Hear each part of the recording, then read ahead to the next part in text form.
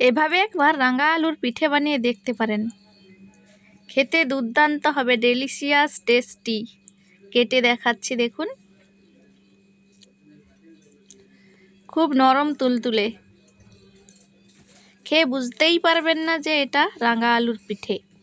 Hello friends, Mithu kitchen ব্লগসে আপনাদের স্বাগত। আজকে আমি বানাবো রাঙা আলুর পিঠে বা রসবড়া।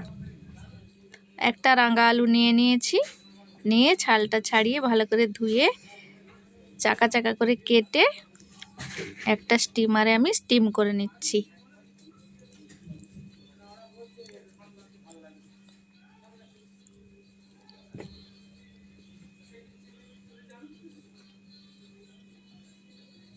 ঢাকনা দিয়ে সেদ্ধ করে নিচ্ছি। একটা ছুরি দিয়ে চেক করে নিচ্ছি সেদ্ধ হয়েছে কিনা। দেখুন সেদ্ধ হয়ে গেছে। এবার আমি নামিয়ে নিচ্ছি। নামিয়ে নিয়ে গরম অবস্থায় ম্যাশ করে নিচ্ছি।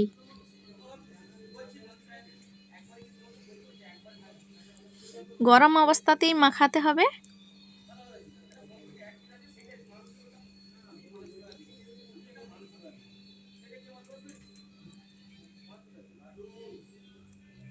ম্যাশ করা হয়ে গেছে।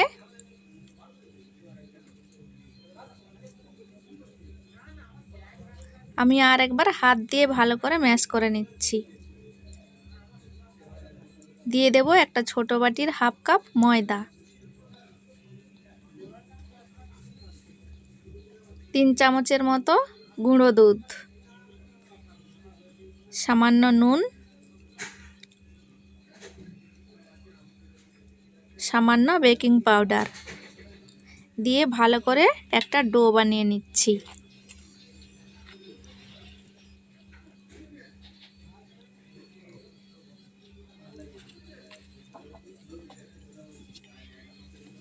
কোনো রকম জল লাগবে না, এভাবে মাখালেই ডো হয়ে যাবে।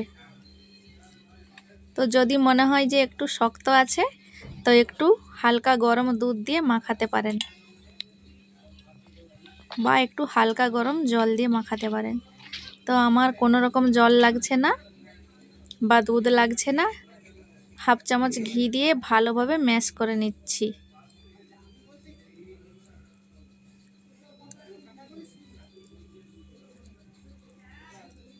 ভালোভাবে এটাকে মাখিয়ে নিচ্ছি।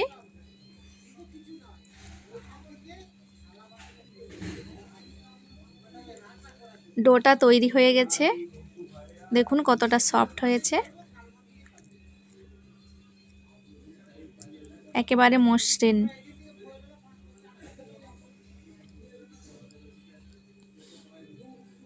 এইবার আমি ছোট ছোট লেচি করে নিচ্ছি।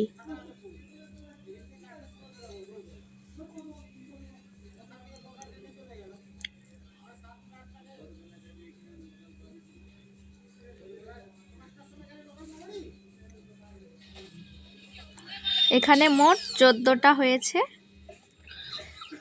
তো আমি একটু গোল করে চ্যাপ্টা করে বীজখানে একটু ফুটো করে নিচ্ছি। আপনারা চাইলে গোলাপ জামুনের শেপে করতে পারেন। এভাবে আমি সবগুলো বানিয়ে নিচ্ছি। তারপরে একটা পাত্রে আমি 1 কাপ চিনি নিয়ে নিয়েছি, বা 1 বাটি। 1 বাটি মেপেই জল দিচ্ছি, যতটা চিনি ততটা জল। 2টো এলাচ ফাটিয়ে দিয়ে দিচ্ছি। এদিকে আমার সবগুলো রসবড়া বা পিঠে বানানো হয়ে গেছে। তো চিনির শিরার মধ্যে দিয়ে দিচ্ছি একটু জাফরান। শিরাটা হয়ে গেছে। গ্যাসটা বন্ধ করে রেখে দিচ্ছি ঢাকনা দিয়ে।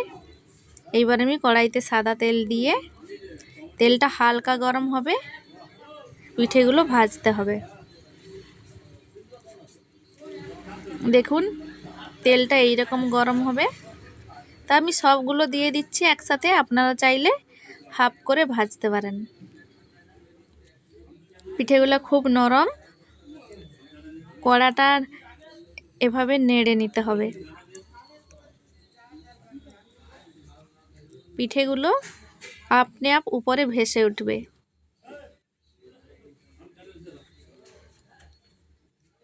এভাবে কড়াটা একটু ঝাঁকাতে হবে মাঝে মাঝে। দেখুন পিঠেগুলো কত সুন্দর ফুলে গেছে। এক পাশ লাল হয়ে গেছে, আমি উল্টে দিচ্ছি। আস্তে আস্তে উল্টাতে হবে, এই সময় পিঠেগুলো প্রচুর নরম থাকে।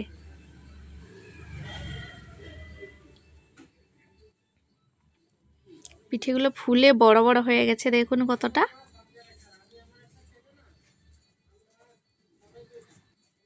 এইবার অপেক্ষা করব কালার আসার জন্য। দেখুন কত সুন্দর একটা গোল্ডেন কালার এসে গেছে। হালকা আঁচেই ভাজতে হবে কিন্তু পিঠেগুলো।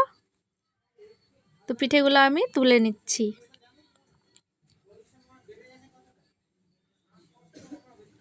পিঠেগুলো তুলে নিয়ে সাথে সাথে চিনি শিরার মধ্যে দিয়ে দিতে হবে।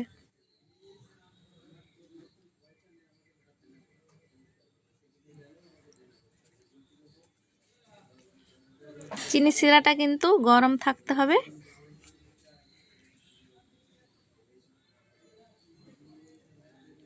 ভালোভাবে ঝাঁকিয়ে পিঠেগুলোকে সেট করে নিচ্ছি। ঢাকনা দিয়ে দিলাম, আধা ঘন্টা মতো রাখতে হবে। দেখুন রসটা খেয়ে নিয়েছে, পুরো পিঠেগুলো ফুলে ডবল হয়ে গেছে।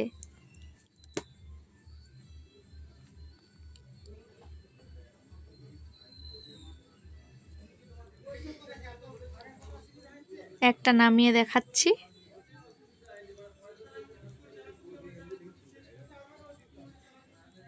তো বন্ধুরা এভাবে বাড়িতে অবশ্যই বানাবেন, খেতে দুর্দান্ত লাগবে। খেয়ে বুঝতেই পারবেন না আপনারা যে এটা রাঙা আলুর পিঠে। তো ভিডিওটি কেমন লাগলো বন্ধুরা কমেন্ট করে জানাবেন, আর ভিডিওটি ভালো লাগলে লাইক করে দেবেন, সাথে সাবস্ক্রাইব।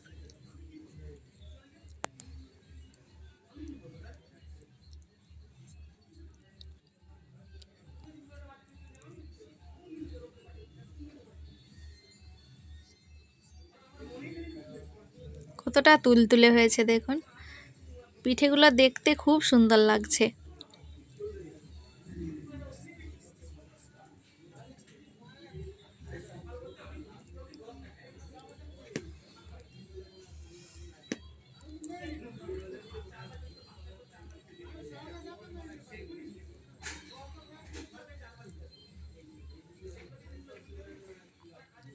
পিঠেগুলো আপনারা এক সপ্তাহ মতো রেখে খেতে পারেন।